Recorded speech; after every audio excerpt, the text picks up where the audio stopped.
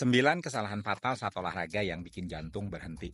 Halo semuanya, dengan Dr. Erta, spesialis jantung dan pembuluh darah dari Klinik Kiara.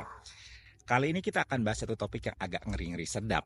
8, bahkan 9 ya, kesalahan yang bisa bikin jantung stop total saat olahraga. Bayangkan, niatnya sih mau sehat, tapi malah bikin keluarga kamu panik karena kamu kolaps di tengah gym. Olahraga itu memang bagus ya, tapi jangan sampai olahraganya salah. Hasilnya celaka. Yuk kita bedah satu persatu. Pertama, olahraga dalam keadaan kurang tidur. Nah ini kesalahan klasik anak muda kekinian. Tidurnya cuma 4 jam karena begadang ngerjain tugas atau malah nonton drama Korea. Lalu paginya lari 5 kilo sambil dengerin podcast motivasi.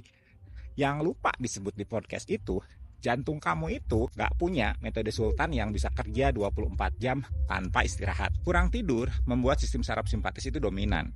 Jantung jadi gampang meledak karena tekanan yang berlebih. Kalau kamu gak tahu batas detak jantung amanmu dan kamu geber tubuh tanpa istirahat, ya siap-siap aja deh lihat-lihat langit di gym dan pandu ambulan ya. Kedua, olahraga di waktu yang salah. Misalnya, habis kerja 12 jam, deadline-nya belum kelar. Bosnya bawel, stresnya tinggi. Malah pulangnya kamu ikutan kelas high intensity interval training atau HIIT yang lagi hit itu ya, malam-malam lagi. Tubuh itu punya irama sirkadian. Saat tubuh udah minta istirahat, kamu paksa dia sprint. Nah itu bukan disiplin ya, itu kekerasan pada diri sendiri. Jantung kamu itu nggak tahu kamu kejar target KPI. Dia taunya cuman, ini orang kenapa panik terus? Kok malah disuruh lari? Ketiga, olahraga saat lagi flu atau baru sembuh dari flu. Katanya sih biar cepat sembuh, sekalian bakar virusnya. Tapi realitanya, virus flu itu bisa bikin peradangan pada jantung ya. Namanya itu miokarditis. Dan masalahnya, gejala miokarditis itu bisa diam-diam. Nggak selalu ada keluhan seperti sakit dada atau pingsan ya. Jadi saat kamu pikir olahraga itu bisa membantu, padahal jantungnya lagi bengkak halus, terus kamu geber, ya udah, tinggal nunggu kagetnya kapan. Yang keempat, minum pre-workout atau kopi 2 cangkir dulu sebelum nge-gym. Katanya sih biar performanya meningkat, biar semangat. Tapi campuran gula tinggi, taurin, dan kafein itu bisa bikin jantung kamu itu deg-degan ke level 4.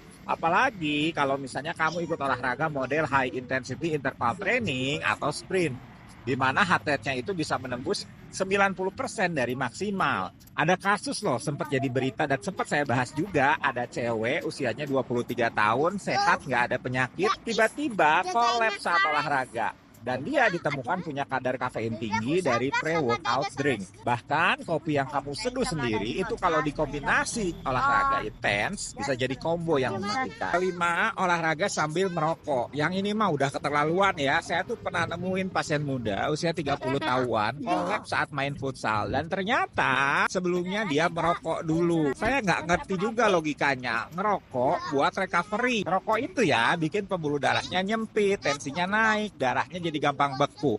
Jadi kalau kamu lagi olahraga lalu merokok, semua itu jadi multiplier efek yang berbahaya. Jadi kalau misalnya kamu ngegowes nih berjam-jam lalu ngerokok pas lagi ada di Indomaret, ya itu sih bukan istirahat, itu main-main sama malaikat Israel. Keenam, tidak tahu tekanan darah kamu saat olahraga. Nah ini banyak yang keliru. Tensi saat istirahat dan olahraga itu beda banget ya. Saya sering melakukan treadmill test di klinik. Awalnya tensi pasien itu 130/80 mm Hg, aman ya. Tapi begitu dia pakai treadmillnya, jalan cepat 6-9 menit, tensinya itu naik ke 180 bahkan 200. Nah kalau misalnya kamu udah punya pembuluh darah yang rapuh, mungkin ada endapan lemak di dinding arteri, bisa pecah tuh pembuluh darahnya. Tapi karena agak ada gejala, merasa baik-baik aja, kamu lanjut olahraga sampai ya ambulan datang. Ketujuh, olahraga sambil menyangkal gejala-gejala yang sebenarnya udah muncul. Kadang ada yang pas olahraga suka nyeri dada sedikit, dibilang masuk angin, atau jogging terus ngeluh nyeri ulu hati, dibilang lambungnya naik, atau lagi marah-marah lalu leher atau punggungnya itu pegal, itu malah dibilang kurang dikerokin. Padahal itu bisa jadi gejala angina, pertanda jantung kamu itu udah mulai protes saat kamu stres atau aktivitas fisiknya meningkat. Tapi karena nggak ngecek ke dokter, malah ngegas olahraga, bisa-bisa protes terakhir jantung kamu itu adalah dalam bentuk henti mendadak ya. Kedelapan, tidak tahu zona aman untuk olahraga. Tiap orang itu punya heart rate maksimal berdasarkan usia dan kondisi jantung. Nah idealnya olahraga itu dilakukan di zona 2 ya. Heart rate-nya sekitar 100 sampai 120 kali per menit. Nah, ini disebut zona aerobik. Aman untuk kebanyakan orang dan bagus buat bakar lemak. Tapi kalau kamu maksa olahraga tanpa pemanasan, seperti misalnya lari cepat, high intensity interval training atau HIIT, atau angkat beban berat, dan heart rate kamu masuk ke zona 4 atau 5, nah itu seperti nyuruh jantung kamu kerja lembur tanpa gaji, tanpa izin, tanpa istirahat. Lama-lama ya mogok. Kesembilan, mengabaikan medical check up sebelum mulai program latihan. Kalau misalnya kamu baru mulai olahraga setelah sekian lama rebahan, atau punya riwayat hipertensi, kolesterol tinggi, atau diabetes, please ya, cek dulu ke dokter. Banyak banget yang merasa, saya sehat kok, tapi setelah dicek ada penyempitan di pembuluh darah koroner. Kalau belum parah sih ya bisa ditangani dulu. Tapi kalau kamu taunya pas kamu udah henti jantung, waduh itu bukan timing yang ideal ya.